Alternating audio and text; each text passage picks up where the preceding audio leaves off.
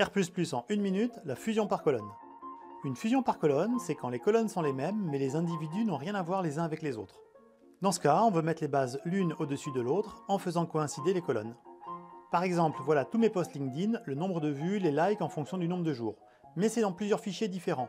On va fusionner. Pour cela, je sélectionne la première base, elle vient se mettre à droite. Je sélectionne la deuxième base, elle vient se mettre au-dessous. On peut ajouter une troisième base simplement en cliquant dessus. On peut aussi supprimer une base, là encore, en cliquant dessus. A noter, dans la troisième base, il n'y a pas les mêmes colonnes. Du coup, R++ met des valeurs manquantes là où il n'y avait pas d'informations et colorie les cases vides en blanc. Ce qui constitue une merveilleuse transition pour que je vous parle des couleurs. On aime bien la couleur chez R++. La première base est en orange, les suivantes sont en jaune. Et en vert ? Dans la base finale, ça peut être intéressant de savoir d'où provient chaque ligne. Donc R++ a créé une colonne, en vert, qui indique la base de données provenance. Dans une fusion, on n'a pas toujours besoin de toutes les colonnes, donc ici en haut, on peut choisir le mode d'inclusion.